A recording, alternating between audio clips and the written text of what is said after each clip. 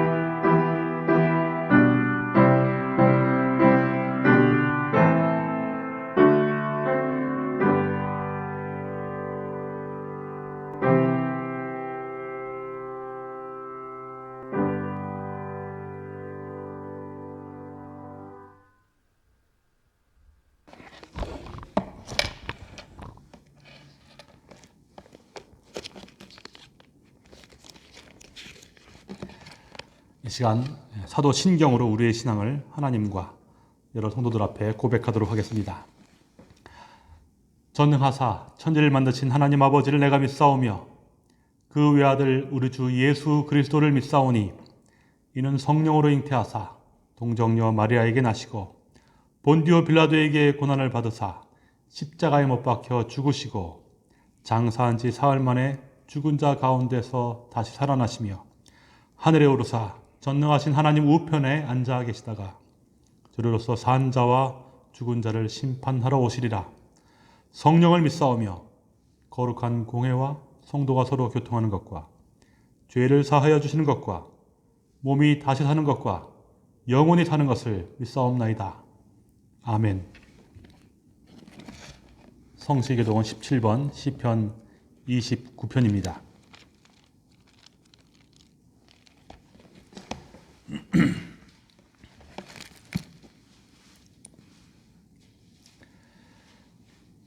너희 권능 있는 자들아 영광과 능력을 여호와께 돌리고 돌릴지어다.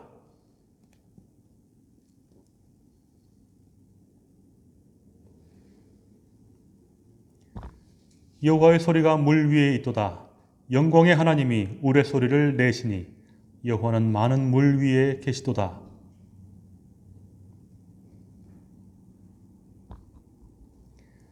여호와의 소리가 백향목을 꺾으시며 여호와께서 레바논 백향목을 꺾어 부수시는도다.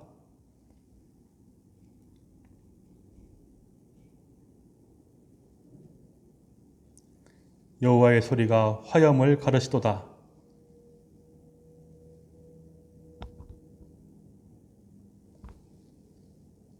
여호와의 소리가 암사슴을 낙태하게 하시고 삼림을 말갛게 벗기시니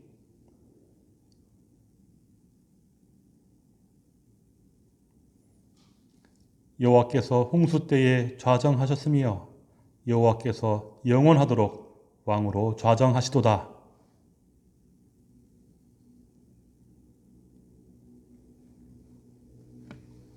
아멘.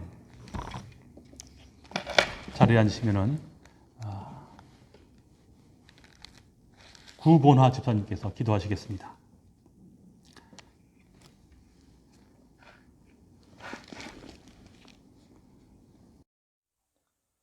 사랑의 하나님 아버지, 구원받을 자격이 없는 허물 많고 죄인된 저희에게 오늘도 감사와 기쁨이 충만한 주일을 허락하시고 다 같이 모여 예배할 수 없는 상황 속에서도 대면 예배와 온라인 예배로 함께 할 수 있게 하심에 감사합니다.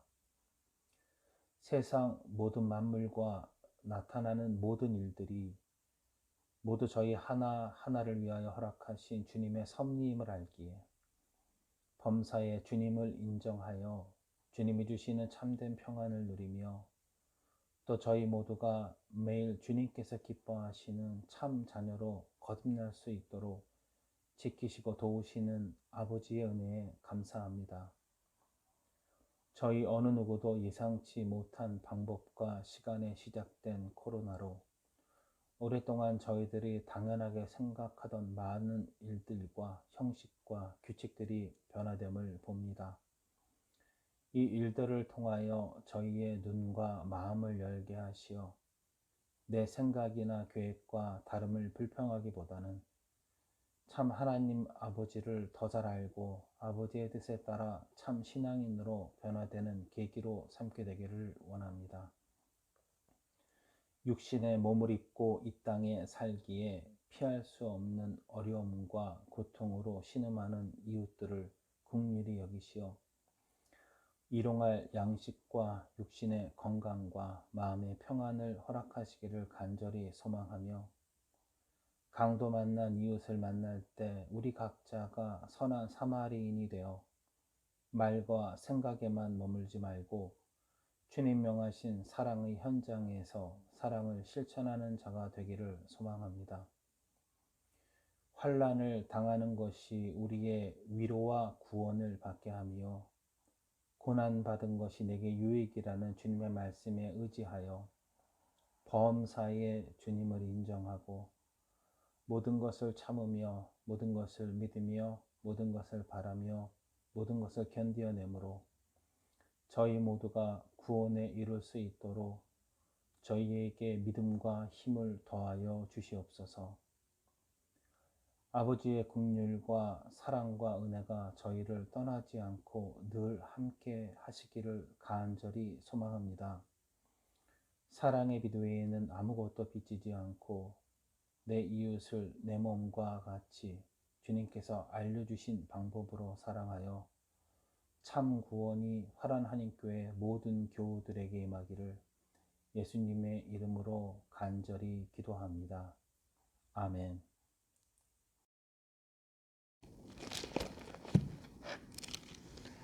오늘 우리에게 주신 하나님의 말씀 빌립보서 3장 17절에서 21절까지입니다. 빌립보서 3장 17절로 21절 마지막까지입니다. 제가 봉독하겠습니다. 형제들아, 너희는 함께 나를 본받으라. 그리고 너희가 우리를 본받은 것처럼 그와 같이 행하는 자들을 눈여겨보라. 내가 여러 번 너희에게 말하였거니와 이제도 눈물을 흘리며 말하노니 여러 사람들이 그리스도의 십자가에 원수로 행하느니라. 그들의 마침은 멸망이요 그들의 신은 배요 그 영광은 그들의 부끄러움에 있고 땅의 일을 생각하는 자라. 그러나 우리의 시민권은 하늘에 있는지라.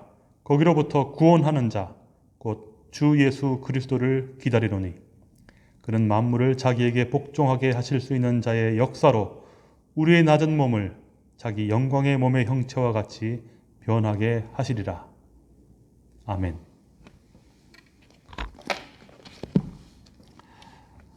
함께 278장 여러 해 동안 주 떠나 찬송하겠습니다.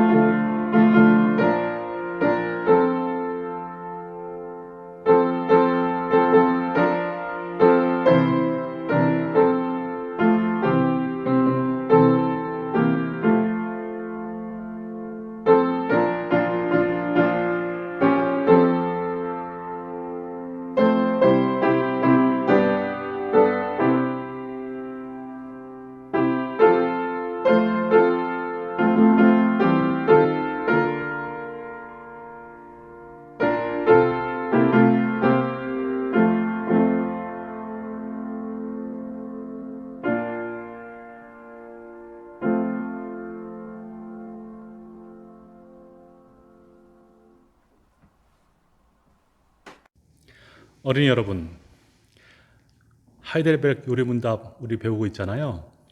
그 문답 44번인가요? 43번인가요? 이렇게 물어보고 있어요.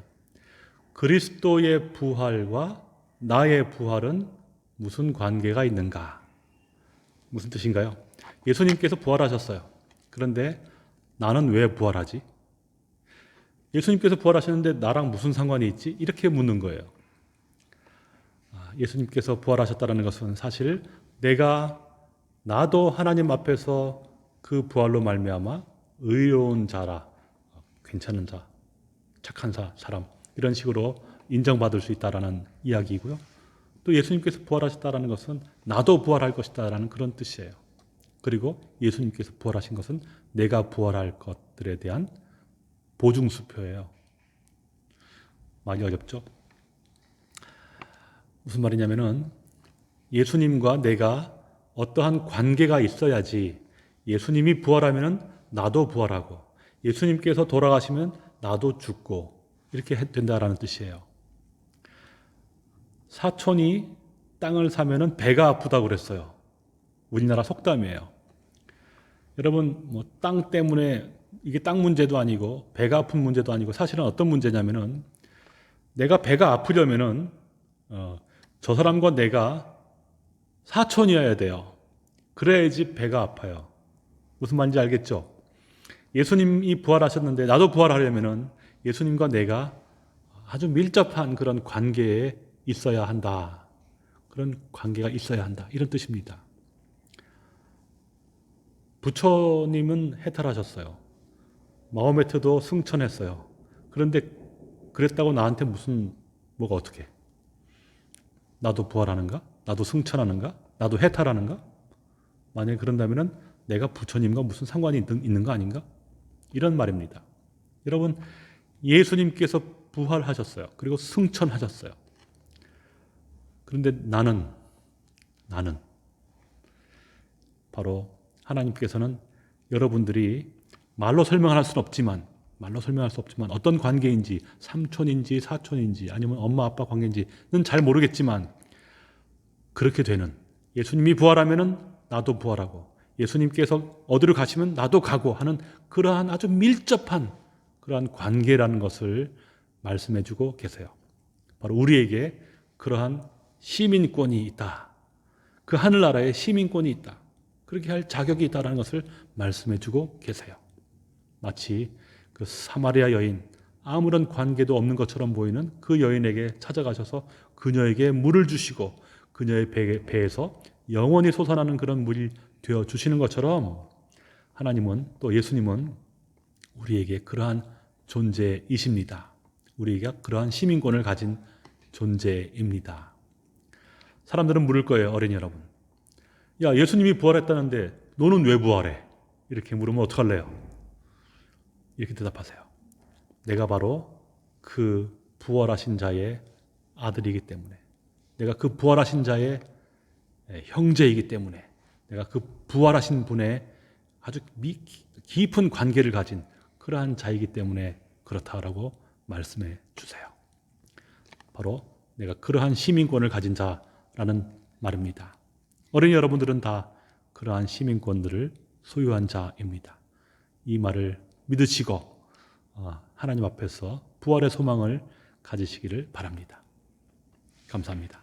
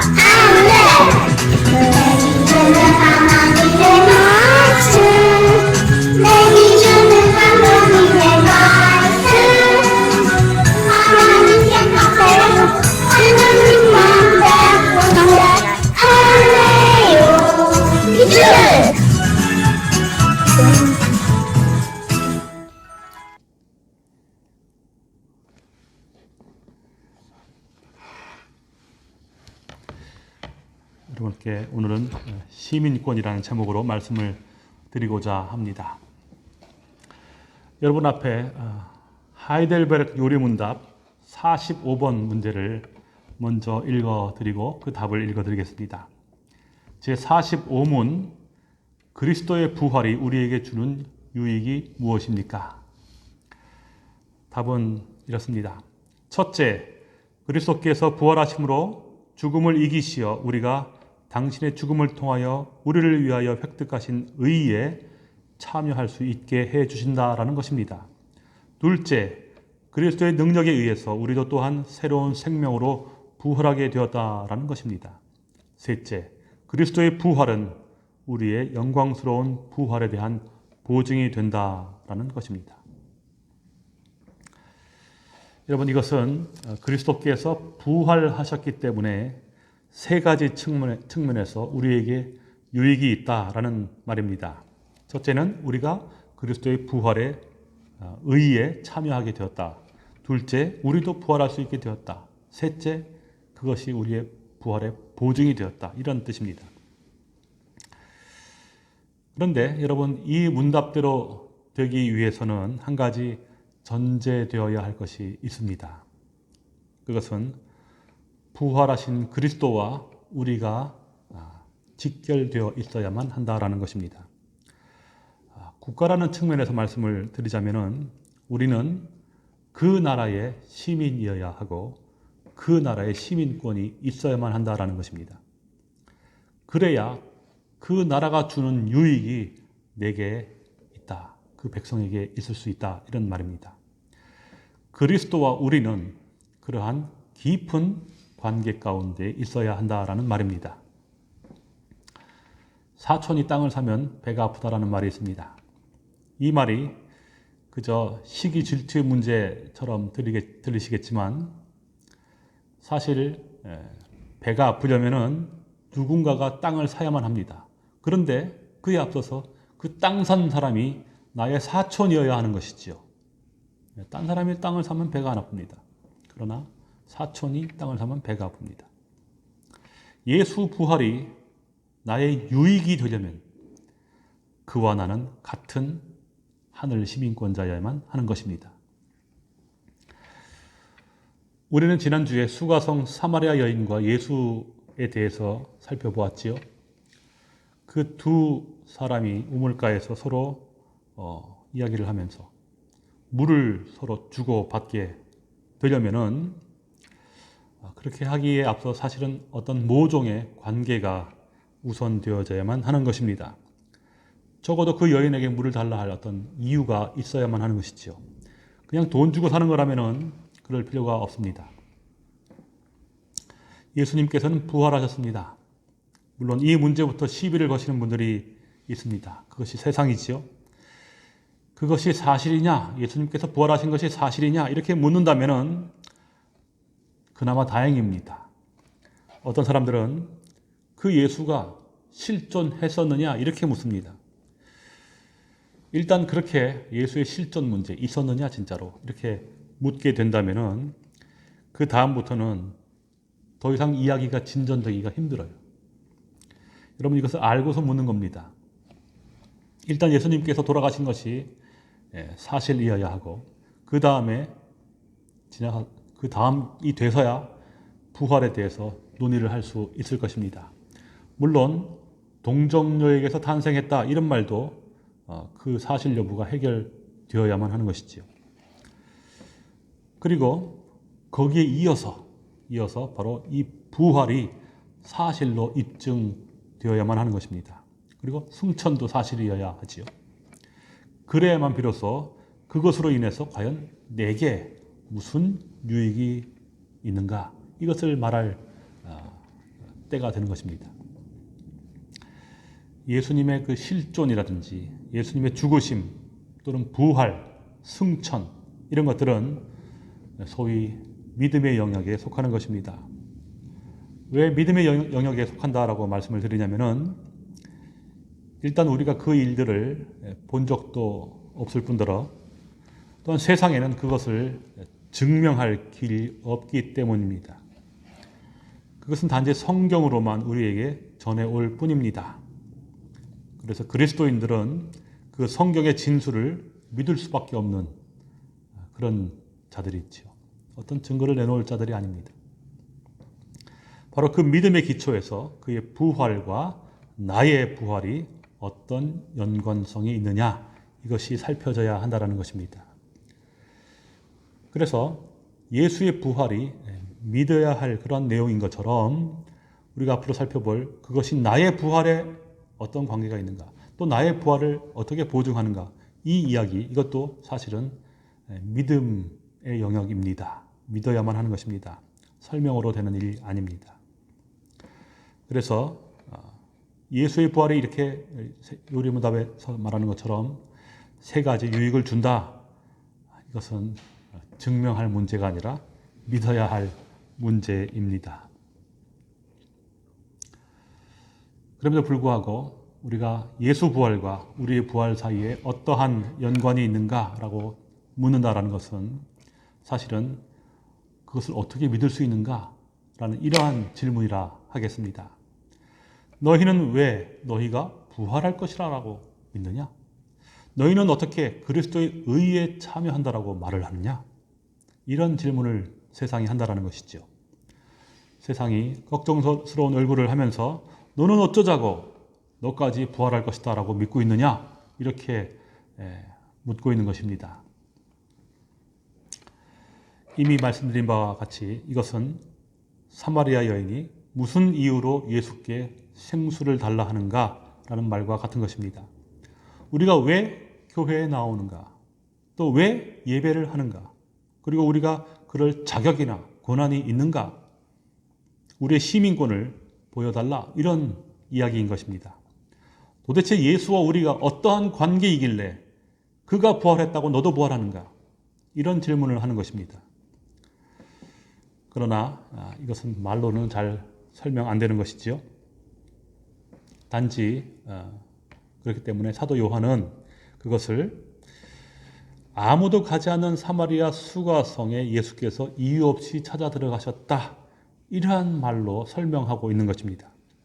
원래는 아무런 관계가 없는데, 거길 갈 이유도 없는데 하나님께서 찾아와서 불쑥 물을 달라고 하셨다, 이렇게 이야기를 하는 것입니다. 하나님이 우리도 모르는 사이에 우리를 자기와의 어떠한 모종의 관계 가운데 어떤 관계를 엮어 놓으셨다, 이런 뜻입니다. 우리가 만약 타종교를 믿는 그런 사람이라고 생각을 해보겠습니다. 여러분, 부처가 해탈을 했어요. 그런데 그것이 불자들의 해탈과 무슨 상관이 있겠습니까?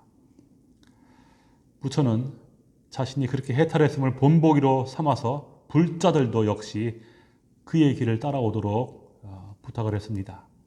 즉, 인간 자신의 수행을 통해서 스스로 해탈을 하라라고 교훈한 것이지요. 그래서 그는 우리에게 위대한 스승이 될 수 있는 것입니다. 여러분, 모하메드도 승천을 했습니다. 그것을 믿는 모슬렘들의 승천과 무슨 상관이 있겠습니까? 석가모니 때와 마찬가지로 모슬림들에게 승천의 길을 그가 가르쳐 주었지요. 그래서 모하메드는 위대한 선지자가 된 것입니다.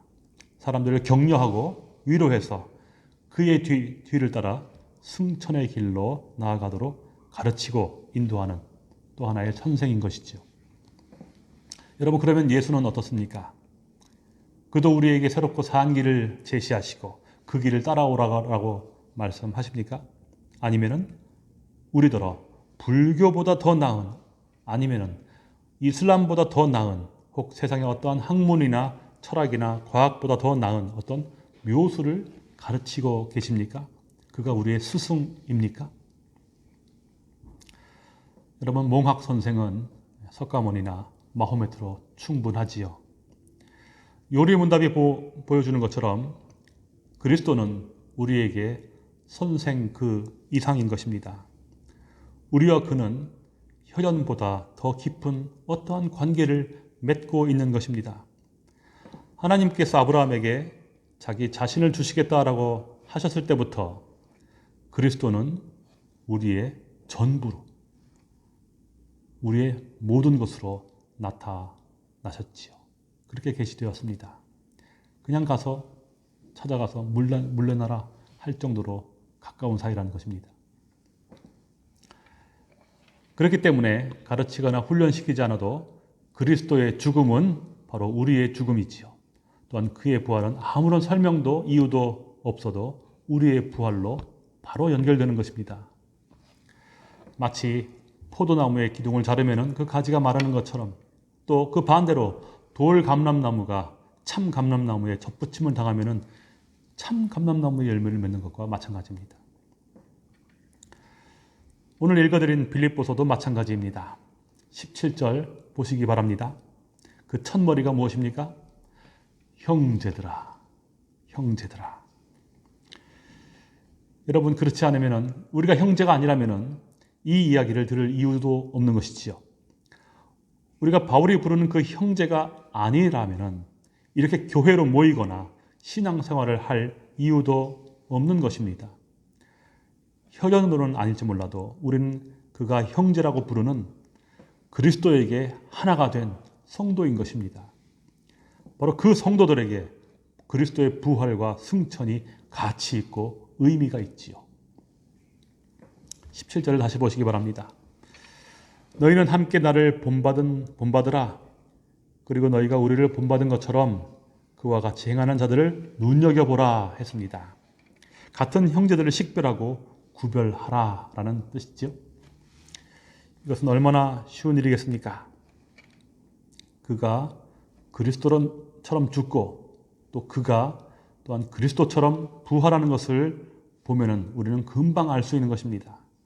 다른 말로 하자면은 예수처럼 살고 있는 자, 그가 바로 우리의 형제인 것입니다. 그런데 그렇게 구별할 이유가 있겠습니까? 그냥 예수와 하나가 되어서 그가 이쪽으로 이끌면 이쪽으로 가고 저쪽으로 이끌면 저쪽으로 가고 그렇게 살면 안 되겠습니까? 뭘 구별을 합니까? 여러분, 그것이 우리 마음대로 되는 것이 아니지요. 18절에 말하기를 여러 사람들이 그리스도의 십자가에 원수로 행하느니라 했습니다. 여러분, 이것이 무슨 말이겠습니까? 그리스도께서 십자가에 죽으셨으면 그와 함께한 성도들도 함께 죽어야 할 것입니다. 예수께서 부활하셨다면 우리도 함께 부활해야 하는 것입니다. 그래서 하나님의 심판대 앞에 섰을 때에 우리는 모두 그리스도의 죽으심과 부활하심으로 인해서 거듭난 존재, 다시 말해서 의롭다라고 인정받는 그러한 존재여야만 하는 것입니다.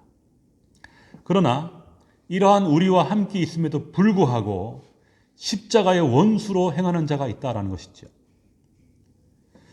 십자가의 길이 어렵고 또 험하고 끝내는 죽는 길이기 때문에 어렵다라는 말은 아닙니다. 이것이 우리가 가야 할 길이라면 우리는 어디든지 갈 수 있을 것입니다. 그러나 단 그 십자가의 예수와 아무런 관련이 없는 자는 그 길을 가야 할 이유가 없지요. 그래서 19절을 보시기 바랍니다. 그들의 마침은 멸망이요 그들의 신은 배요 그 영광은 그들의 부끄러움에 있고 땅의 일을 생각하는 자라 했습니다. 바로 이것이 포도나무 가지에서 떨어져 나간 그리스도와는 아무런 상관이 없는 세상의 모습인 것입니다. 어쩌면 이것은 적그리스도의 모습인지도 모르겠습니다. 그들의 신은 배라 했습니다.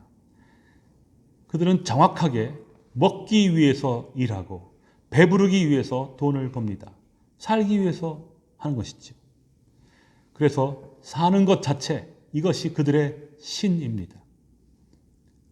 그렇기 때문에 그들이 생각하는 영광이라는 것은 얼마나 많이 모았는가, 얼마나 오래 살았는가, 또 얼마나 건강한가, 여기에 있는 것이죠. 바울은 이것을 땅의 일이다 라고 부르고 있습니다. 또 그것을 그들의 부끄러움이다 라고 이야기를 합니다. 여러분, 바울의 권고를 들으시길 바랍니다. 그런 자들은 어디나 있는 것입니다. 이것이 세상의 가치관입니다. 그러나 여러분은 성도로서 그런 자들에게서 눈을 돌리시기를 바랍니다. 우리 형제들의 모습으로, 형제들을 향해서 눈을 돌려주시기를 바랍니다. 여러분, 소돔과 고모라가 멸망할 때에 그때를 기억하시지요? 특별히 그 속에서 살았던 롯을 눈여겨보시기 바랍니다. 베드로가 말하기를 그가 그들 중에 거하여 날마다 저 불법한 행실을 보고 들으므로 그 의로운 심령이 상하니라 했습니다. 우리의 심령도 마찬가지죠. 우리가 세상을 바라볼 때에 이 세상의 부와 명예와 권세 앞에 우리의 심령이 상하는 것입니다. 그 때문이죠. 이제 다시 한번 묻겠습니다. 왜 우리는 십자가의 원수에게서 눈을 돌려야 하겠습니까? 20절에 그 답이 있습니다. 우리의 시민권은 하늘에 있기 때문입니다. 우리는 그리스도와 연합한 자이고 하나님을 얻은 자입니다. 신분뿐만이 아니라 우리의 본질마저도 이 땅에 있는 자가 아닙니다.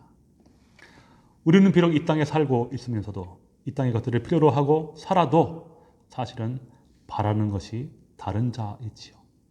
더 잘 먹고 더 많이 먹고 더 화려하고 더 거창한 것을 바라는 것도 아닌 것입니다.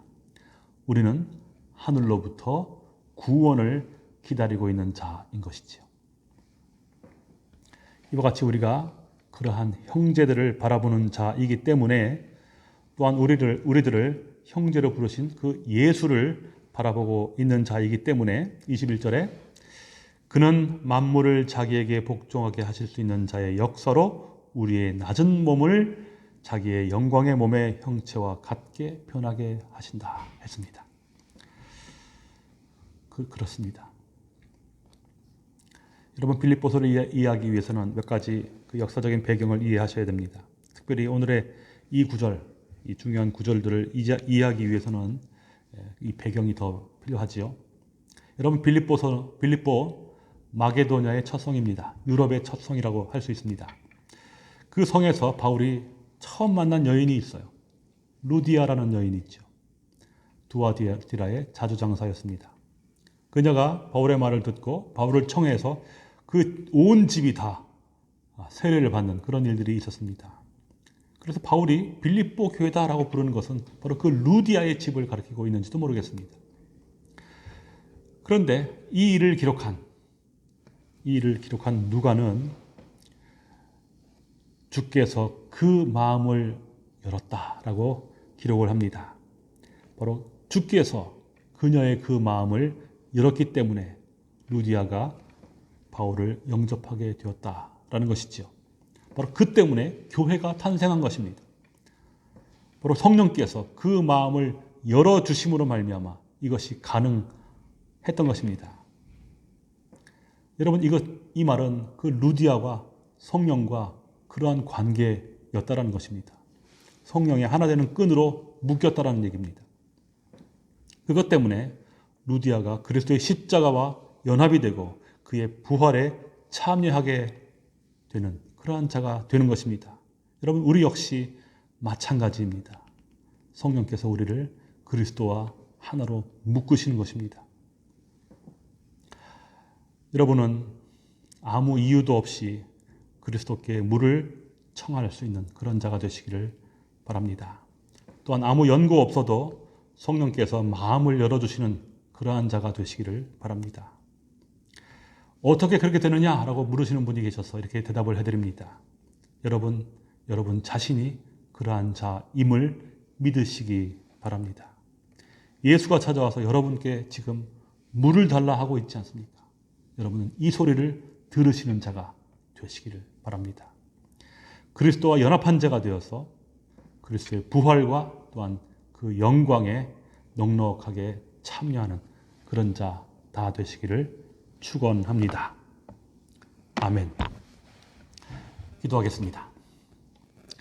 거룩하신 우리 하나님 아버지, 예수께서 하나님께서 세상을 사랑하셔서 예수 그리스도를 보내주셨는데 그로 하여금 우리 죄를 대신해서 십자가에 달려 돌아가시게 하시고 또한 그를 부활하게 하시고 승천하게 하셨는데 이 모든 일들이 우리의 구원과 무슨 상관이 있단 말입니까? 참으로 이 모든 일들 이전에 하나님께서 우리를 부르시고 우리를 알아보시고 우리와 관계하시고 우리를 붙드시는 그러한 일들이 먼저 있어야 하겠습니다. 우리는 하나님의 자녀가 먼저 되어야 하겠고 우리는 하나님께서 찾으시는 그러한 참 예배자여야만 하겠습니다. 하나님 우리를 부르시고 우리를 잊지 마시고 우리를 찾으시옵소서. 우리 모두가 다 그러한 자가 되어서 넉넉히 하나님께서 베푸시는 이 은혜 가운데 들어오는 그러한 자들 다 되게 하옵소서. 예수 그리스도 이름으로 기도하옵나이다. 아멘. 한 주일 동안 어떻게 지내셨는지 옆에 분들과 함께 평화의 인사를 나누시기 바랍니다. 언제까지 이 코로나가 지속될지는 잘 모르겠지만 여러분 지내시는 동안에 인내를 가지시고 또 소망을 가지시고 새로운 날들이 오기를 기다려주시면 감사하겠습니다. 다른 광고사항 없으시면은 우리 주님께서 가르친 기도 찬송하고 축도로 예배를 마치도록 하겠습니다.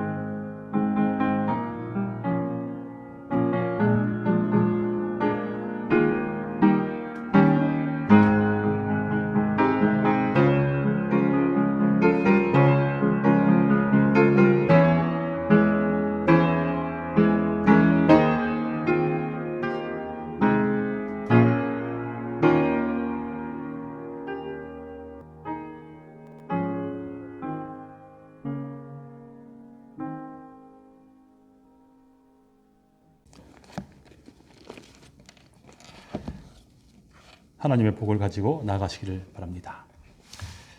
여호와는 내게 복을 주시고 너를 지키시기를 원하며 여호와는 그 얼굴을 내게 비추사 은혜 베푸시기를 원하며 여호와는 그 얼굴을 내게로 향하여 드사 평강 주시기를 원하노라. 아멘.